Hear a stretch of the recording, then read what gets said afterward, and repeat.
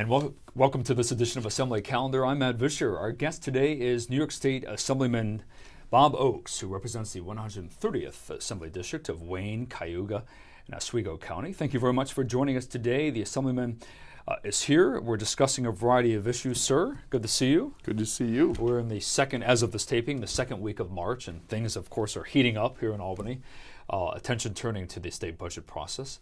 If you could give us an update on where things stand at this point. Well, actually, as you know, this is really the busy time of year. The state budget, $140+ billion, and that covers certainly numerous things. If you think about New York State has just shy of 20 million people, you divide that into that $140 billion.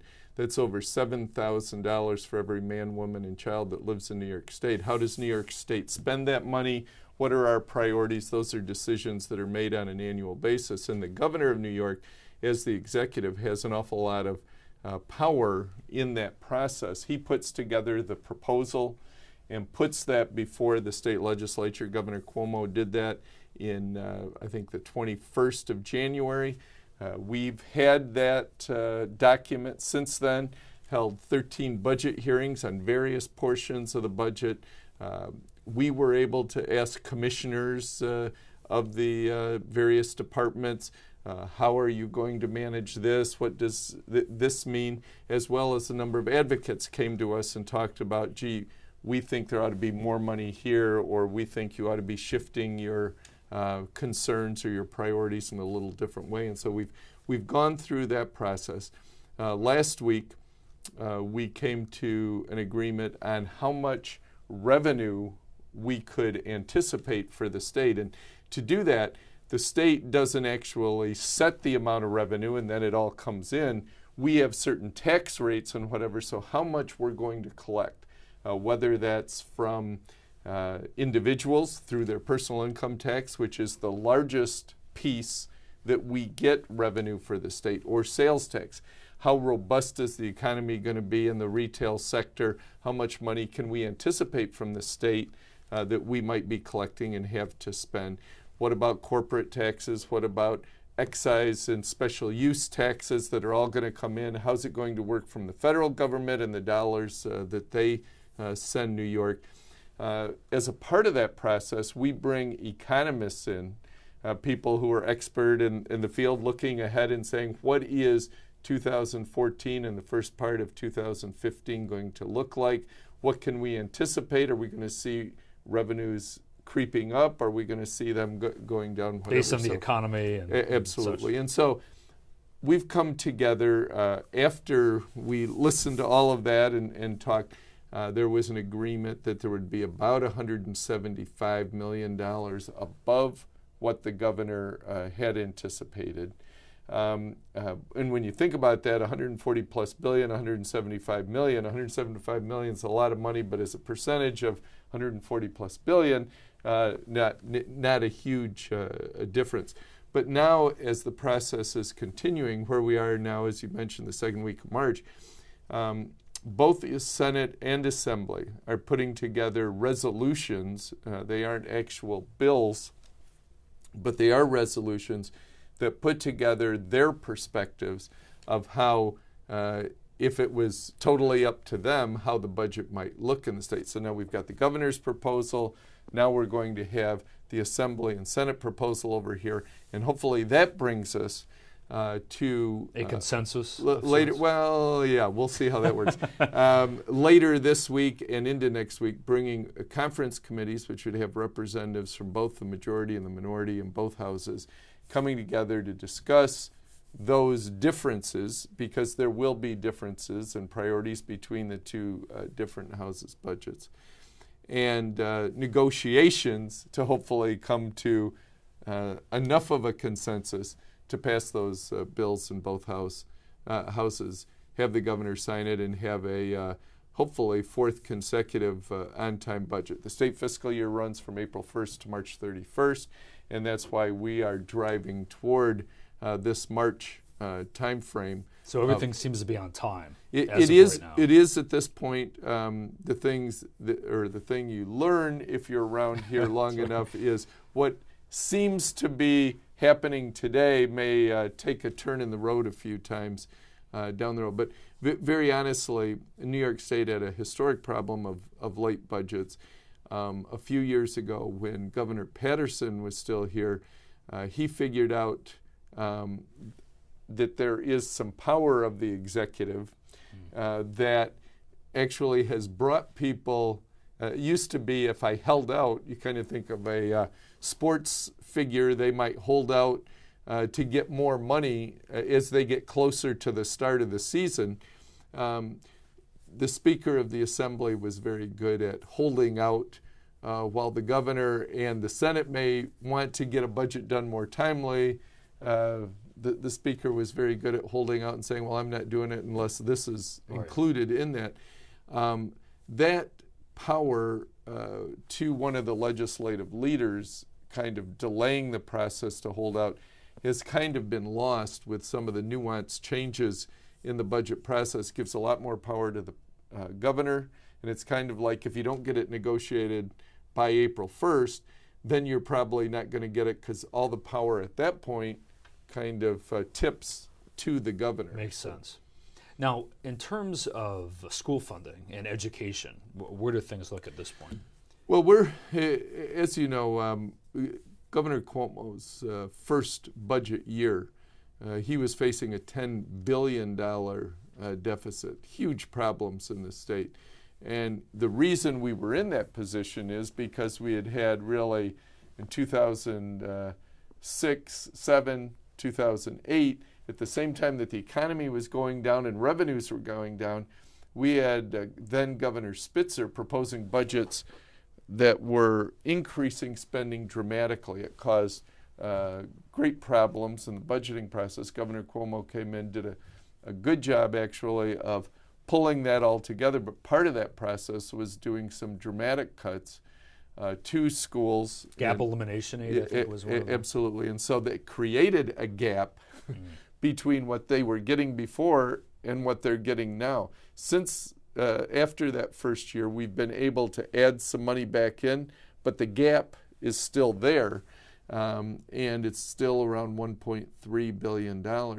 When that money was taken away from the districts, very honestly, it was disproportionate to districts that depend more on state aid. Who are the districts who depend more on state aid? They're the districts that are of moderate or low wealth. Both their property values district-wide may not be that great, and the income level is not that great. So you have districts with less ability to pay, depending more on state dollars. The state took money away disproportionately. So you have some fairly wealthy districts who might have lost $200 per pupil in state aid. You have some fairly poor districts who may have lost $1,200 per district in state aid. Well, since then, we've been trying to fill that gap, but it still continues, and those that suffer the most, the districts, are those that had the most taken away. They still have a gap that's significant.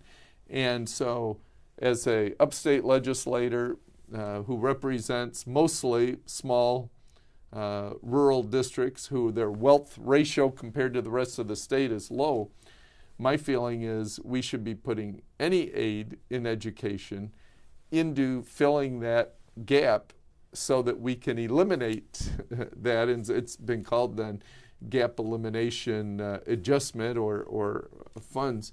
But that's a battle because for some of the urban areas of the state or some of the areas that aren't as low wealth or moderate wealth, those districts would rather see the money spent some other way. So that's part of the negotiations. It's been pretty intense when you mentioned education. Just yesterday I spoke with school board representatives from around my district. Last week teachers were in, superintendents were in. These are representatives of the schools who are looking at that aid. Their school budgets are in very difficult situation because of the squeeze of that state aid. And they're trying to keep program going and keep quality programs within their schools. And at the same time, they're being squeezed substantially by the way the state aid is being dispersed. So that's my major goal within this whole state budget process, is trying to bring balance and fairness, I think, within the education funding. Funding is always a key issue in Albany, dealing with money. And recently you attended a press conference in which your colleague, Phil Palmisano, was calling for increased funding for CHIPS, which is the local highway funds to roads and bridges. Let's go ahead and roll that tape if we could, and we'll come back and discuss in detail with Assemblyman Bob Oakes. Well, we're here today just in a sea of orange and guys wearing local roads matter, and clearly that's the message today. And state aid to help towns and counties really take care of the maintenance on the roads. So we know what this winter has done to roads.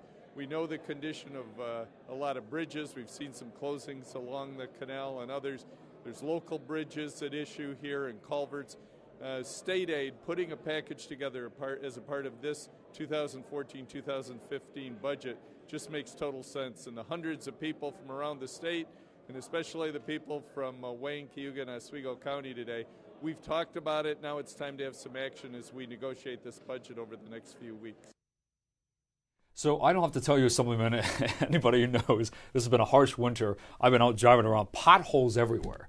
So the essence of this, I think the Assemblyman, Mr. Palmisano, is calling, I believe, for an additional $200 million and also a designated fund to be set up. Yeah, here's the issue. You mentioned CHIPS. It's the Consolidated Highway Improvement Program, which is the acronym CHIPS.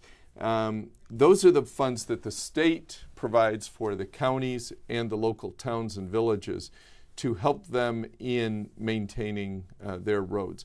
That money had been flat for 5 years until last year we were able to add substantial dollars to that, which was a lifesaver for a lot of our highway superintendents in our local communities.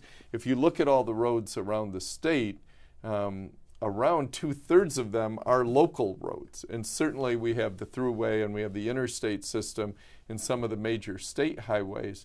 104 runs east to west through the length of my district. Route 31, for instance, they're maintained by the state. But most of the roads are local roads. And so what this press conference was about, and you're I was talking after that, we didn't get a sense of the big picture of the sea of oranges I was mentioning. Hundreds. Yeah, I think there were 400 local government people there.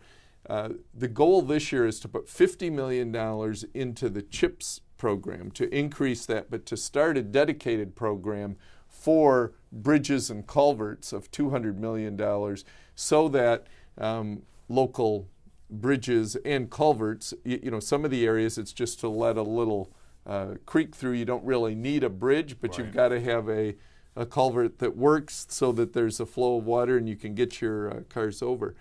That's major concern about 5 years out, 10 years out. What are the bridges and culverts and our back roads or our country roads, our town roads, what are they going to look like with those types of dollars statewide?